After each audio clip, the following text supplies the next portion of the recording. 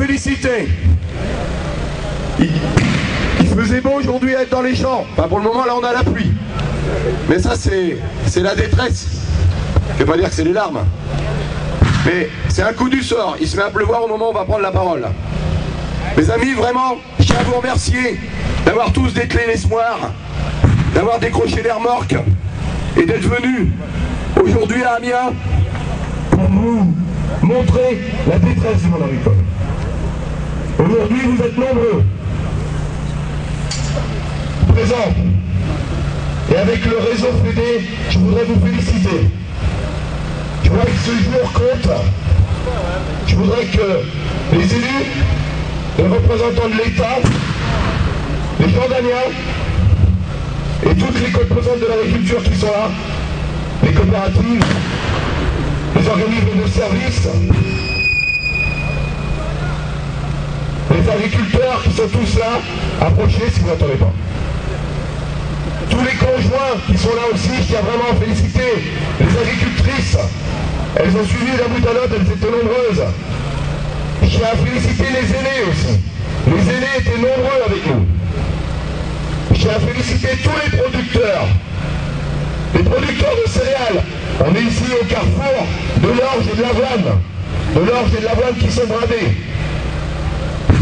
Les producteurs de plantes oléagineuses et protéagineuses. Les éleveurs de vaches laitières. On a vu ce lait déversé tout à l'heure, qui coule tout doucement vers la préfecture. Les producteurs de race à viande.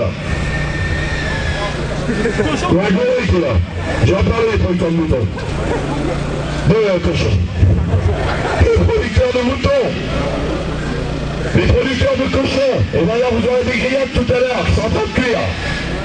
De volailles, de vin. Les producteurs de betteraves. On a rebaptisé aussi le carrefour de la betterave.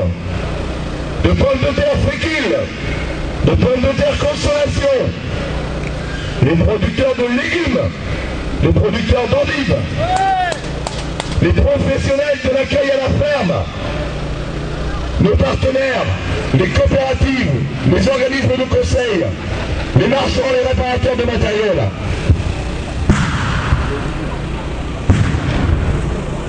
Vous êtes tous présents, car toutes les filières sont en crise, gangrénées par le même mal.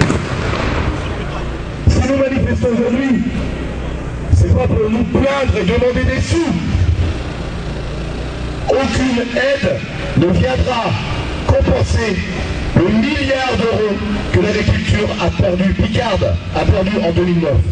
1 milliard d'euros. Non, si nous sommes tous ici aujourd'hui, c'est pour revendiquer notre place. Notre place à nous, agriculteurs, dans cette société. Et plus encore, c'est un modèle de société que nous voulons défendre. La France rurale qui est ici. Un Premier ministre l'avait qualifié de France en bas. Moi je préfère la France de base. Nous sommes la base de notre modèle de société. La France de base, besogneuse, qui cherche à travailler, à faire de son mieux pour remplir le contrat qu'on lui a demandé. Nourrir le monde et le faire tourner. Si nous sommes ici aujourd'hui, c'est parce que ce monde, il ne tourne plus rond. Et il ne tourne même plus du tout. Il y a 2 ans, les prix agricoles ont flambé quelques semaines. Pas dans nos portefeuilles, surtout sur les places boursières. Faisant d'ailleurs le bonheur de tous les boursicoteurs. Et les agriculteurs du monde entier ont tremblé devant ces images des émeutes de la faim. Et je vous rappelle qu'aujourd'hui, c'est la journée mondiale de l'alimentation. Il y a 2 ans, nous étions les affameurs de la planète. Un comble pour nous producteurs. Aujourd'hui, la tendance s'est inversée. C'est nous tous à présent qui sommes au bord de la faillite. Pourtant, et on le voyait ces derniers jours avec des images, on meurt toujours de faim dans le monde. On meurt toujours de faim dans le monde. Et c'est sûr que quelques milliers d'agriculteurs qui disparaissent en Europe, c'est beaucoup moins honteux qu'un continent entier qui meurt à petit feu. Et ce que nous dénonçons aujourd'hui, c'est tout ce système absurde qui nous entraîne tous, agriculteurs européens ou peuples du monde, dans ce tourbillon infernal.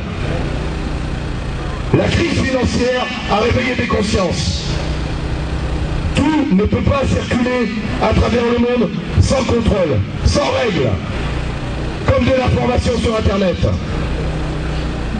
Les denrées agricoles doivent être produites là où elles sont consommées, pour ceux qui vont les consommer, avec les exigences de ceux qui vont les consommer, et au juste prix, comme cela comprend tout ce que je viens de dire.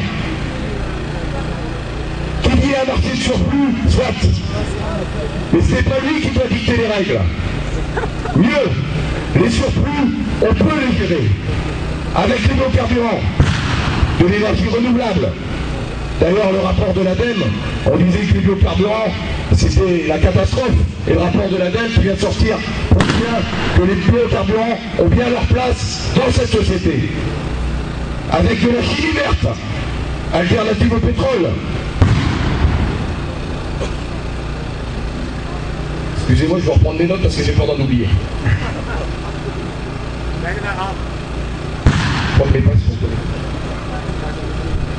Non, c'est bon. Ah, c'est un bouillard. Ça me permet de reprendre un peu de voix. Fini les hauts fonctionnaires énarques qui coûtent cher. Place aux fonctionnaires indiens qui sont, paraît-il, les meilleurs mathématiques et qui perçoivent des salaires bien inférieurs. Fini les contrôleurs hyper pointus et tatillons dans nos fermes qui nous font signer pour un kilo d'engrais de trop ou une boucle perdue. Place maintenant aux tatillons chinois. C'est bon. Place maintenant aux tatillons chinois ou pakistanais qui regarderont de loin les papiers, mais qui s'assureront que la population est bien nourrie. Eux aussi, ils coûteront moins cher. L'agriculture, elle ne sera pas moins mal gérée. Et en plus, le déficit de l'État se résorbera. Vous voyez, des solutions, on en a. Non, Monsieur le Président, l'agriculture française et européenne n'est pas faite pour être bradée, dilapidée, ruinée sur l'autel du libre-échange, alors qu'elle a servi de pilier à la reconstruction de l'Europe et à la paix entre les peuples.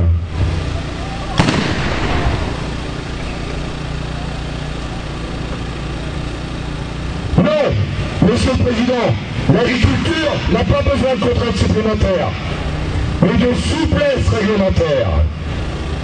Non, Monsieur le Président, l'agriculture n'est ni un luxe pour une société, ni un sanctuaire que l'on visite le week-end comme c'est la réserve d'Indiens aux États-Unis.